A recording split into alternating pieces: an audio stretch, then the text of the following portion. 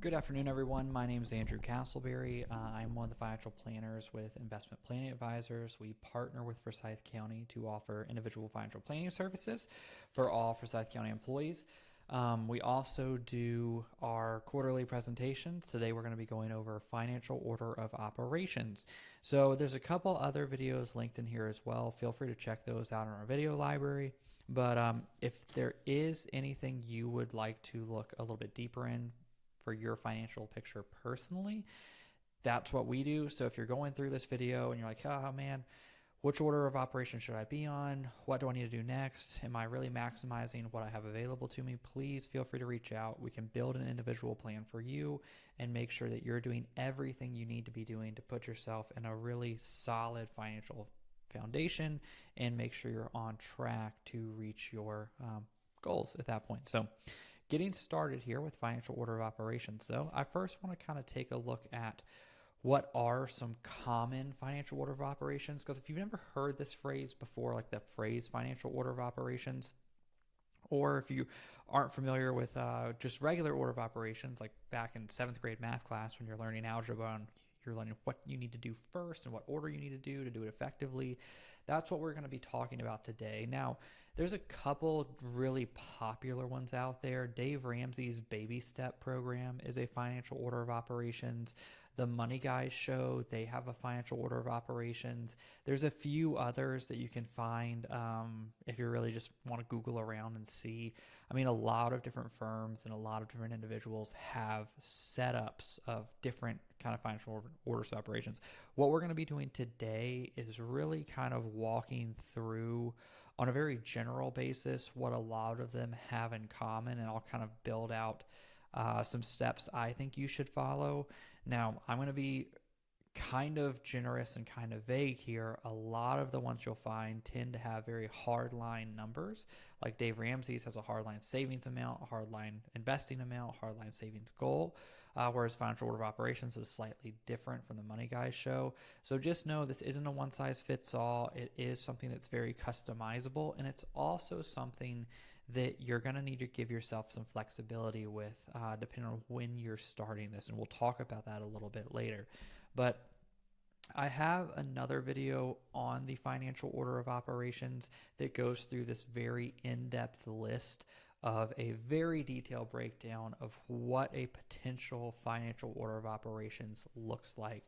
So if it's something where you want to go through and watch this video, it is extremely in-depth and goes through fairly quickly a pretty comprehensive financial order of operations. I'm going to be a little bit more general today, but that gets a little bit more granular when you're jumping into it at that point. So, but going over, first thing you want to think about when you're looking at kind of getting set up and starting something like this and figuring out where you need to really jump in at, you want to make sure you're being flexible, because where you start in a financial order of operations and what the benefits of that are going to really be dependent on where you sit today.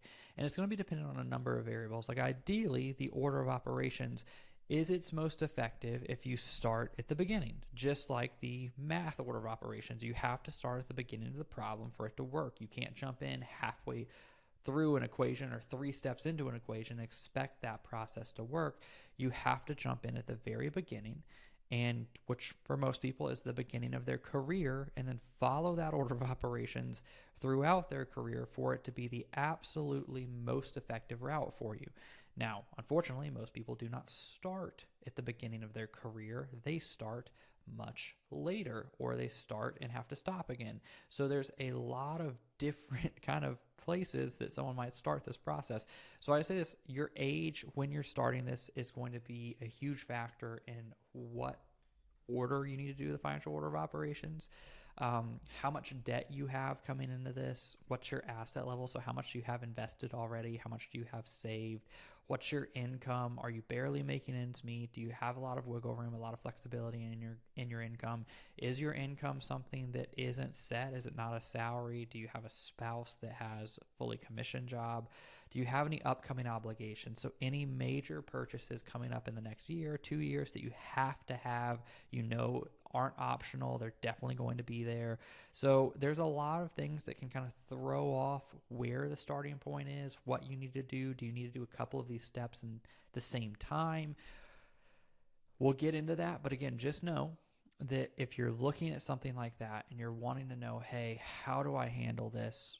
What do I need to actually be doing? Am I even on the right track? Is it worth it? Please reach out to us, sit down with us. We can help put a plan together to give you a really good roadmap of, all right, this is what you need to start doing. This is what to prioritize. This is what you need to kind of work on at the same time and go from there.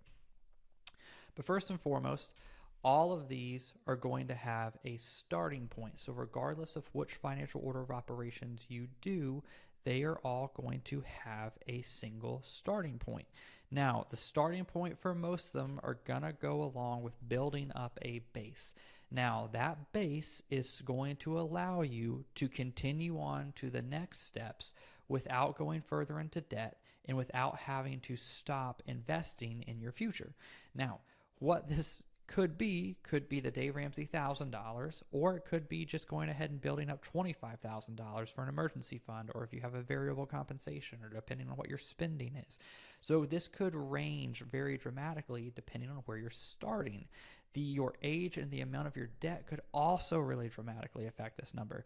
But the whole idea is to build up a base so that as you start to either pay down debt or start to invest or start to build up an emergency fund, in some cases that might be the step one and the same, you aren't having to take a step backwards if something goes wrong, and something will always go wrong. That's just the way life happens. You're going to have things that you did not plan on that are going to come up that are going to end up costing you money, and you want to make sure you don't have to stop everything and go back to ground zero in order to pay that off. You don't have to take out debt in order to pay that off. You want to make sure you're building a base. So if it's a Dave Ramsey 1,000, that's not designed to cover everything. It's designed to give you a little bit of cushion as you start paying down your debt, or it's designed to give you a little bit of cushion as you start building up an emergency fund.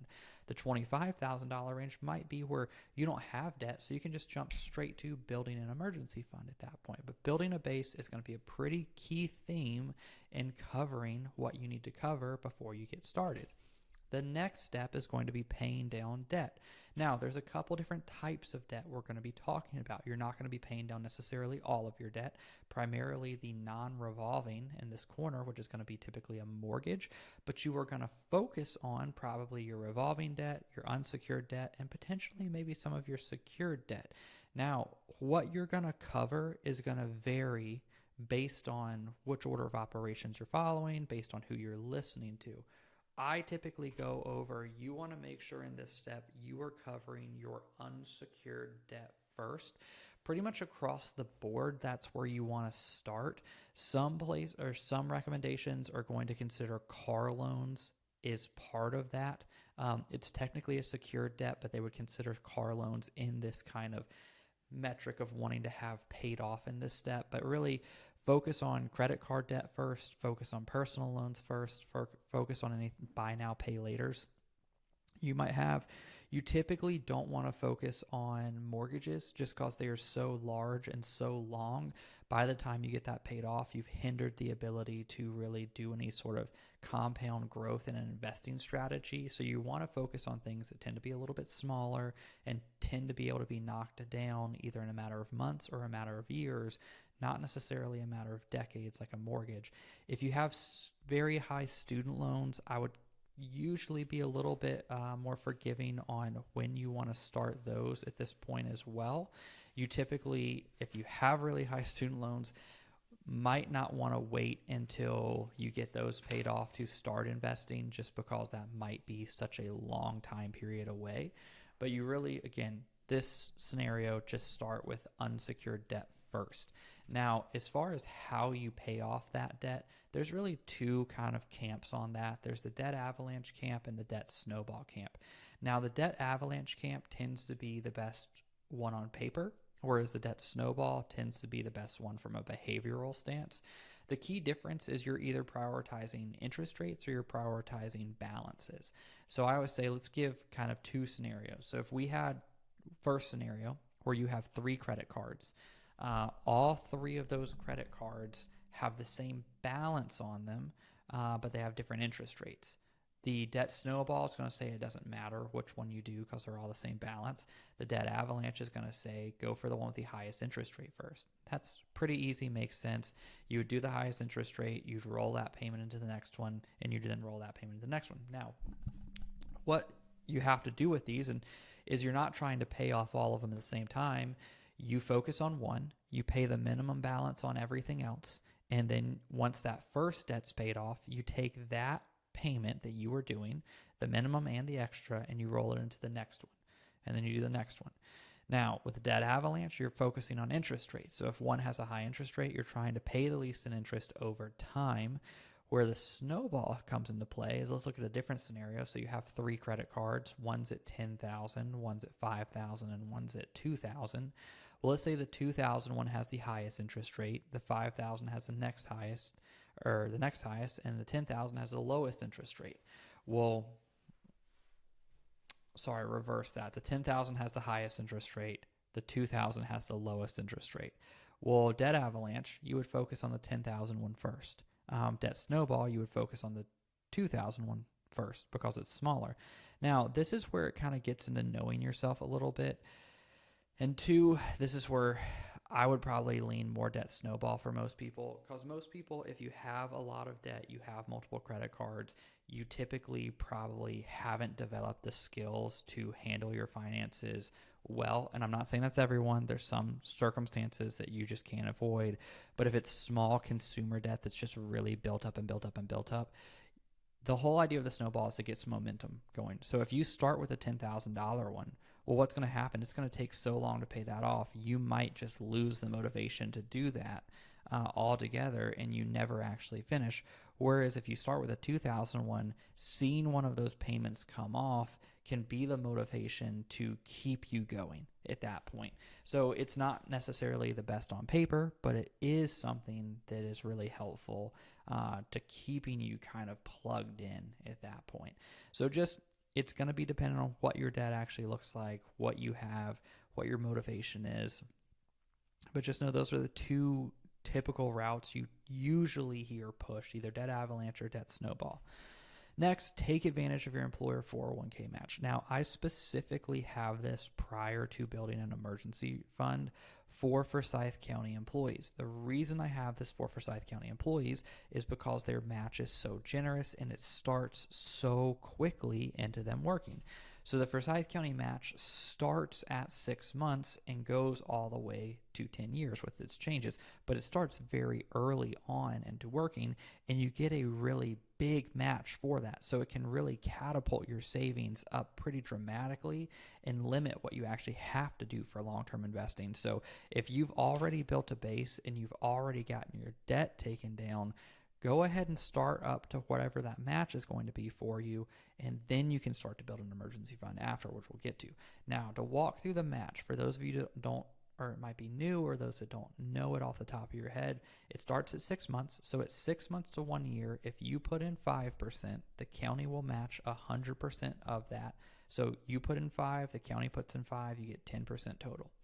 From 1 year to 5 years, you put in 5, the county will match 5, but then the county also puts in an additional contribution just for fun. So think of it as like a seed contribution. Nothing you have to do. It's just an extra contribution. So you put in 5, they match that 5, and then they do an additional contribution for 5. So 15% is going into your 401k overall, but you only have to do 5% of the legwork.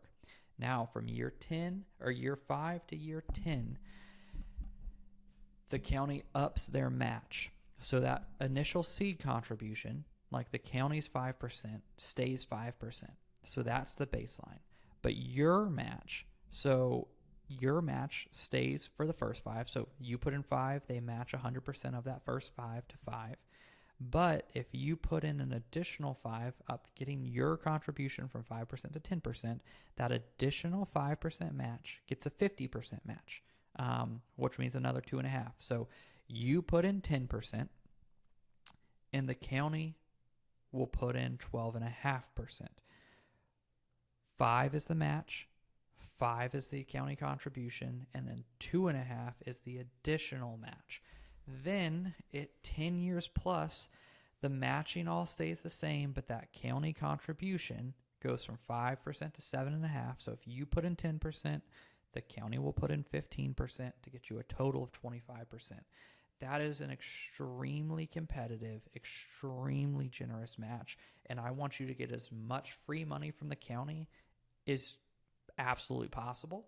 So I have that one a little bit earlier than what you might see in others, just because this is such a beneficial match. It's something you really want to make sure you're taking advantage of. Now, as I alluded to, the next one will be building an emergency fund. Now, what's the point of an emergency fund?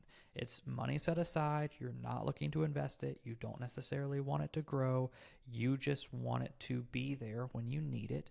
It's important, essentially. Why it's important, I know it's important, but it's important because it helps you avoid staying out of debt. So if like you get a flat tire, if a car breaks down, if you have a healthcare risk, which we'll look at in a second, it's not if, it's when you have one of these emergencies.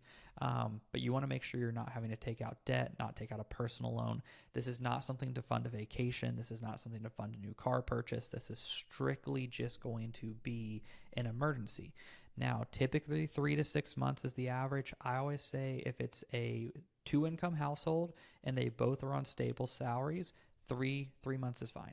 If it's a single income household or a dual income household where one of the incomes is commission based, you might want to lean it up to 6 months. If you're both commission based, you might even want to look at a little bit higher than 6 months, especially if it's a very volatile industry. Now, where to keep it? Keep it in a high yield savings. Keeping it in a high yield savings is dramatically important, making sure you're getting the most for the least amount of work. Now, back to kind of an emergency, you're going to have one. It's either going to be house related, car related, medical related, job loss. Those are going to be the big ones. And again, it's not a matter of if these happen, it's a matter of when they happen. So you're making sure you are preparing yourself for something that you don't know is going to happen, but you are building that savings so that when it does happen, you are in a financially strong place to take care of it. Now, back to the idea of saving in a high yield account. You want to make sure with the money you have, it is completely liquid, which means it is available to you at any point in time. I highly recommend against using CDs to put your emergency savings into. I don't recommend putting them in I-bonds either. I recommend putting your emergency savings into a high yield savings account. Typically, high yield savings accounts are online accounts. I typically recommend Ally Bank most of the time. But even a few percent points, the difference could be several $100s over the course of a year, which then is going to stay in there and it's going to continue to build. So you get a little bit of compounding.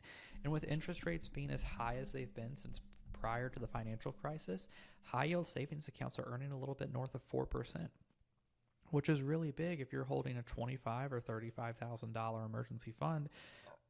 The difference between 0.5% to over 4% is huge. That's hundreds of dollars on an annual basis.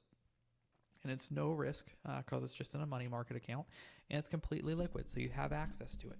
So next step, once you have your emergency fund built, once you have taken advantage of your 401k, once you are doing everything you need to, you don't have debt, what you want to look at next is you want to start to make sure you're doing enough for retirement. So you want to ramp up your investments for retirement.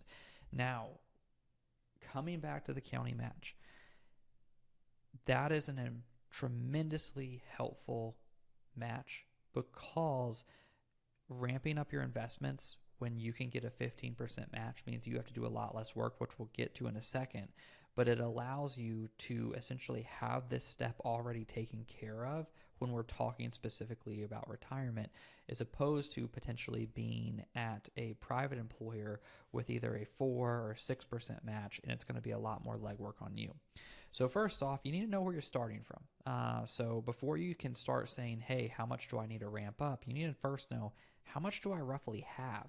So what this chart kind of shows, it's a rule of thumb, but it tends to show how much money should you have saved in thousands by the time you get to a certain age for a certain income level. So if you make $60,000, let's say hypothetically, and we go down to age 40, so age 40, you make $60,000, you should have probably somewhere around $85,000 saved for retirement on the bare minimum. Like that should kind of be in there at that point.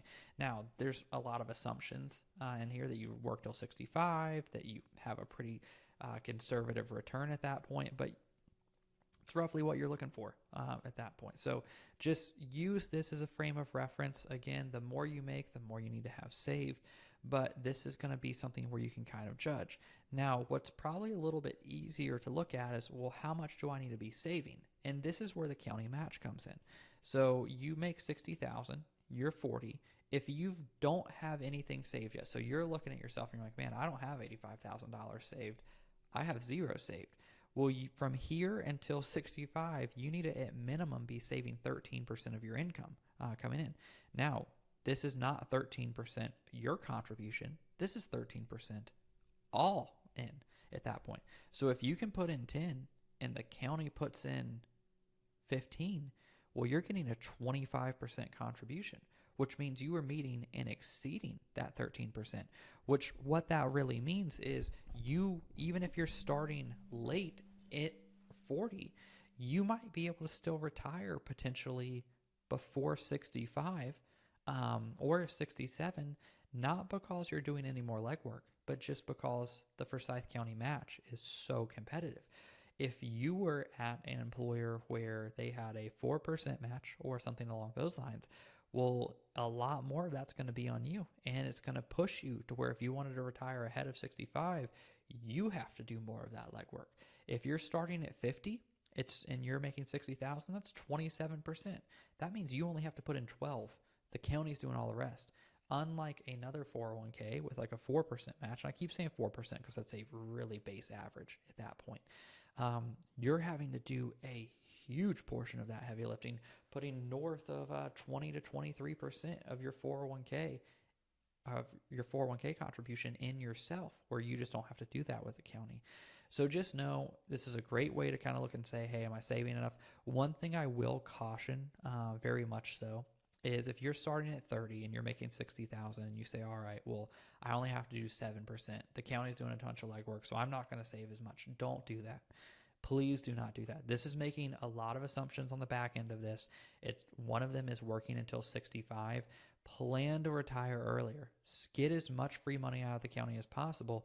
No one that I have ever talked to comes back to me at like 58 and says, man, I wish I had saved less because I want to work 10 to 15 more years. Usually it's the person at 65 that's like, man, I wish I had saved a little bit more because I am tired and I would love to retire 5 years ago at that point. So don't let this be something that you make an excuse that you can undersave. Just let this be something that knows, hey, it's easier to start sooner. And the sooner you start with the county match, it puts you in that much better of a position. Now, the next thing when we're talking about ramping up retirement savings is where do you need to save those? So you have typically two options, Roth and pre-tax. With the county, you have a pre-tax 401k, but you also have a 457. You have a pre-tax and a Roth 457. Now, the 457 through the county does not have a match. So what you want to make sure is you are at least getting the match. So 10%, no matter how old you are, no matter what your income is, should be going to the 401k to get the match. The match is going to be competitive enough that it's going to supersede the benefit of a Roth. Anything over the 401k match, so if you want to do more than 10% into your 401k or into your retirement savings, use the Roth 457. Hands down. And I'm comfortable in almost any income bracket using the Roth 457 after a 10% contribution into your 401k. Use the Roth 457. It's going to be phenomenal. Now, if you're going through this whole process, you've built a base, you've paid off debt, you've paid off, and again, unsecured short-term debt, you've built up your retirement, you have an emergency savings, and you have money left over, and you're like, all right, I've done everything I need to. My retirement is set for what I need it. I have a good emergency reserve. I don't have any debt other than the mortgage. What do I need to do? do I invest? Do I pay off my mortgage? That's typically the two questions we get. So I have another video here we've done going through this. So answering the question, should you pay off your mortgage? Should you invest? But before you do that, you want to typically ask yourself a couple questions here. So you want to make sure you can answer these questions before you jump into one of those. So, and we go over all of these in that video. So if you want to watch that video, you can. If you just want to listen to me go over these questions right now, feel free. So first off, what is my mortgage interest rate? So this is one of the big ones, especially now that interest rates are a good bit higher than we've seen historically over the last few decades anyways, or in the last decade and a half.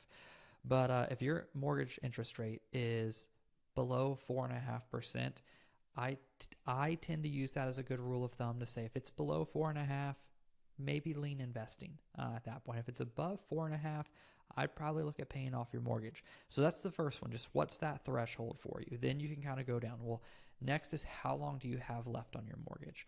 That's going to be a big factor, because if you're at the last 5 years of a 30-year mortgage, paying down extra on the mortgage isn't going to save you a lot of interest, regardless of what your interest rate is, because interest on a mortgage is front-loaded.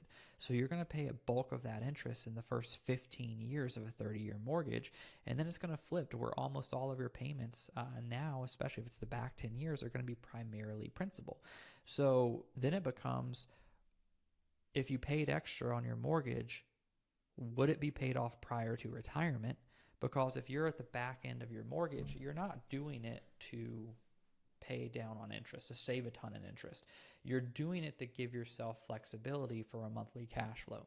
So this is really big, because if you can retire, and you can retire without having a mortgage, that means that's less you have to pull out of your retirement accounts every year, which means it's more that can stay in those retirement accounts and then compound and grow for you. So if it's coming down to, all right, well, if I don't pay extra on my mortgage is going to last 5 years into retirement, but I can pay an extra $200 a month on it and then get it knocked off 1 year into retirement. I would argue get it knocked off 1 year into retirement. 5 years, and again, it depends on how long you have to retirement, and it depends on how long you have in your mortgage. But having the mortgage paid off prior to retirement is a huge benefit. Next question is going to be, do you plan on moving in the next few years? If you plan on moving in the next few years, where are you moving to? Are you moving to a new house that's going to be the same cost? So if you have a mortgage now, will you have a mortgage then? Then it depends on, all right, well, if you get a new mortgage, will that last into retirement? What does that look like? And you can kind of redo the next few questions, redo the first 3 questions to say, all right, well, what's the new interest rate going to be? What's going to be this? If it's not, and it's, hey, well, I'm going to downsize because my kids moved out, or I just need less space, and I want a house that's easier to maintain in retirement. Well, if you can purchase a downsized house with the equity you have now, and you don't need to pay more off in order to do that, and you can go into the new home without a mortgage, I would argue don't pay extra into the mortgage. You're just locking it into your home at that point, and you could be investing it. That gives you a lot more flexibility. Next, are there any major purchases coming up in the next 5 to 10 years? If there are, definitely go brokerage, because you can't sell your kitchen to buy a vacation or buy a new car. Because one of the things you want to look at now is you want to start kind of building up enough brokerage assets, which are going to be invested assets that aren't going to be specific for retirement and retirement accounts, to where when you have major expenses, you don't have to take out a loan for them. You can just pay for them outright. One of the best ways to do that for things that are 5, 10, 15 years out are going to be a brokerage account. So if you are that far away from retirement and you don't necessarily, and like you meet all the other aspects on your mortgage, like it's going to be done before you retire, you're not planning on moving, you have a lower interest rate, I would highly recommend putting in towards brokerage at that point and building that liquid kind of asset base up to give you a lot of flexibility in the years prior to you retiring.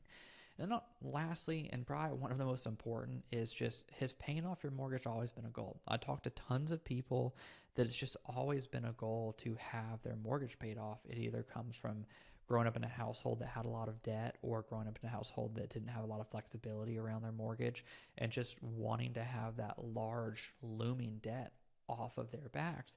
And it doesn't matter how efficient a brokerage account might be or how low their mortgage rate might be. It's just, I don't want to have that anymore. And that's completely fine. When we're getting to this point, retirement's already squared away. We're not sacrificing retirement to pay off the mortgage. It's just, now I have excess. What do I do with it? And if that's been one of your goals, do that. Now, if that's not your goal and you want to save in a brokerage, then it's start investing for pre-retirement spending. That is going to be the option that's investing over the mortgage. So you just went through these questions. If you got through all those questions and you decided, hey, paying off the mortgage is not for me, I want to go a brokerage route, you go brokerage account. Brokerage account is just an account that allows you to buy and sell investments in it. So mutual funds, ETFs, stocks, bonds. You would open it like E-Trade, Charles Schwab, Fidelity. You buy it there, and you can buy, again, any sorts of number of things. Now, this is something where there's going to be risk involved. It's going to be risk dictated by the type of investment you want or in what you're choosing. This is where, if you are at this point and you want to kind of get some advice, recommendations, more than happy to sit down with you and kind of walk through this with you. It's one of those things, unless you're interested in investing or it's something you've casually done in your spare time, it is a very steep learning curve to get into, not just on what to invest in, but actually how to place trades, how to make those kind of rebalances work for you in the actual brokerage account. I've unfortunately seen far too many people have brokerage accounts or even retirement accounts that they assume just because money went in there, it got invested. That is not the case. I've seen a lot of accounts that just have been sitting in cash for years, and you've essentially just opened another savings account. So that's the avenue. If you don't want to do the mortgage and you want to start investing, brokerage is the avenue to go. Just know it's going to be for those longer term purchases. It's not going to be for next year's trip or the year after. It's going to be something that you need 5-10 years to really see build. So if you have that time and you want that flexibility, or maybe you want to retire prior to 60 or 59 and a half, where you can tap into those retirement accounts, brokerage is a great avenue for you. But guys, that's everything I had on the financial order of operations. Appreciate you listening. Again, if you're a county employee, please reach out to me, myretirementplan.com, myretirementplan and investplanadvise.com, or my number here. Check out our video library. We'll get that sent out as well, but has all our old videos. But thank you again for listening, and I hope this was helpful.